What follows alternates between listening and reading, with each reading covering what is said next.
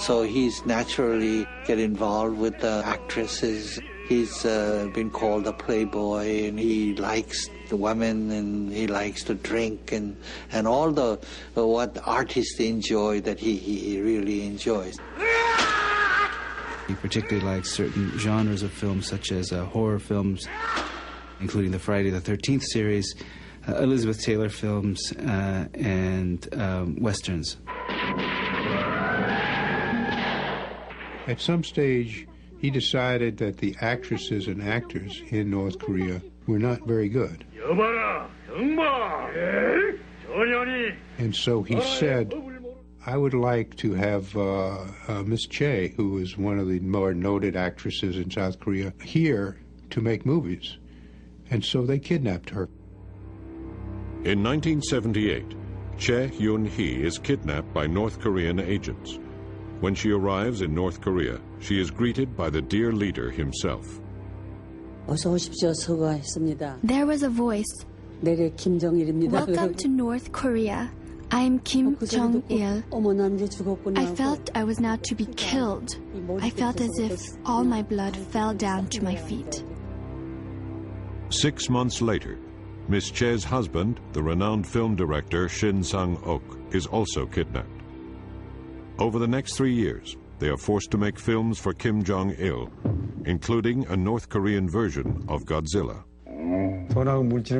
We had money and all kinds of conveniences, but we didn't have freedom. I was 60 then. I couldn't die there. Shin and Chae eventually escape, but the practice of kidnapping becomes an integral part of Kim's strategy for destabilizing his enemies.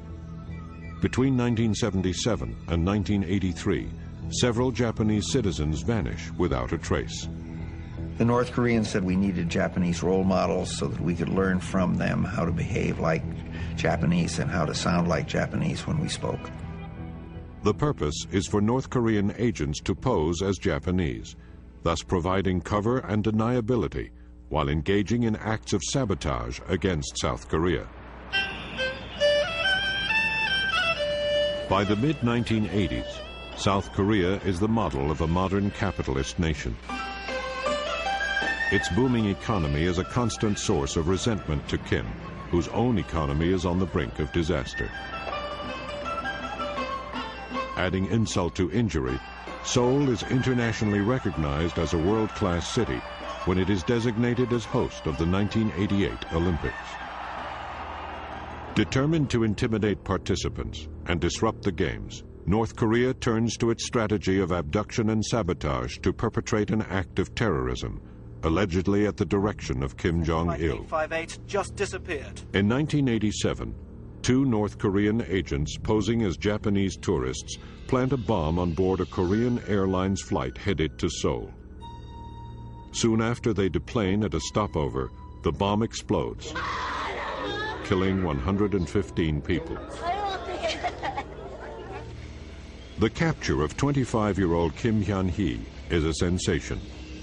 When asked why she did it, Kim Hyun-hee claims that she was brainwashed from early childhood to worship and obey the great and dear leaders of North Korea. To many, this sounds far-fetched. But to those who have experienced North Korea's system of indoctrination, it has the ring of truth.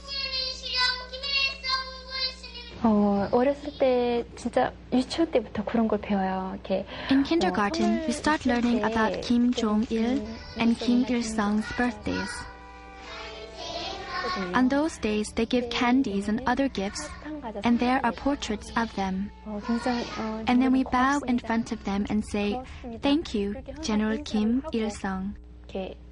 And then we take the gifts. 미국은 늑대. As I grew up, we learned that the U.S. is the American imperialist wolf. We were taught that American missionaries came to Korea and they committed all kinds of barbarous acts. And so if somebody stole an apple, then the missionaries caught the child and then burned on his forehead the word thief with acid. So people in North Korea think Americans are cannibals. And young children, when they learn this stuff, they think it's real history. I didn't know anything about the outside world. I thought North Korea was the best place in the whole world, a paradise. If you are brainwashed into thinking that you are living in the world's best country and you have no alternative sources of information, then it is much more possible for the dictator to control you. What Kim Jong-il fears most is his people getting to know the outside world. As people get to know about the outside world, he will come crashing down. As the 1980s end, the Soviet Empire begins to crumble. Communist regimes throughout Eastern Europe are toppled. The Berlin Wall is torn down. And finally, the USSR dissolves. Yet North Korea seems impervious to this turning of the tide. In fact, Kim Il-sung uses the collapse of communism elsewhere to further rally support for his ideology of independence. The North Koreans did not see Kim Il-sung as repressive. He was always held up as the heroic leader who was fending off these evil influences from outside, and that only by supporting him fully could the North Koreans win full independence. Increasingly isolated in an ever more hostile world, Kim Jong-il, now head of the military, looks for options to ensure the security of his father's regime. He turns to a nuclear weapons program begun in the early 1980s. Despite Kim's denials, U.S. intelligence has confirmed its existence. It will soon lead North Korea to the brink of a full-scale war with the United States.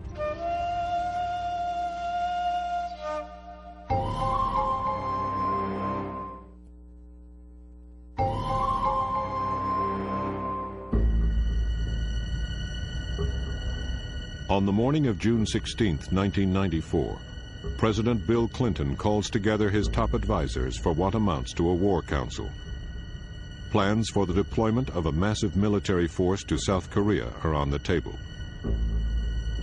Satellite photos have revealed compelling evidence that North Korea is attempting to build a nuclear bomb.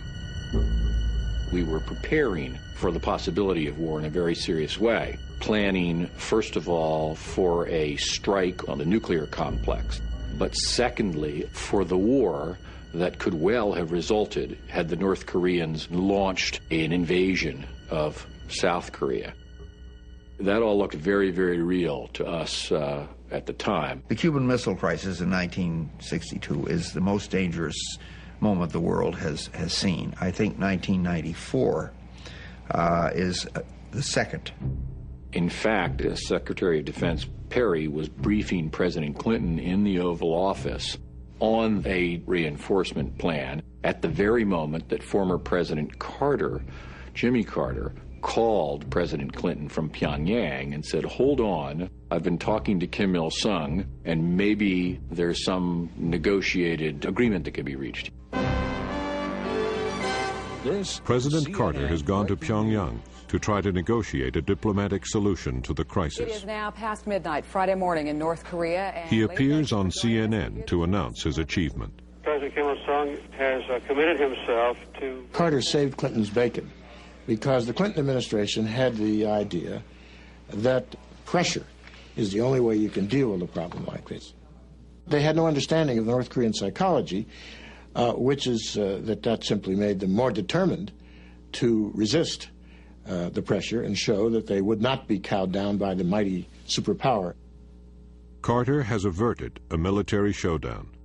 In exchange for oil and other sources of energy and the eventual normalization of relations with the United States, the North Koreans agreed to freeze their nuclear program. But while the terms of the agreement are being negotiated, an unexpected event rocks North Korea. Kim Il-sung suddenly dies of a heart attack.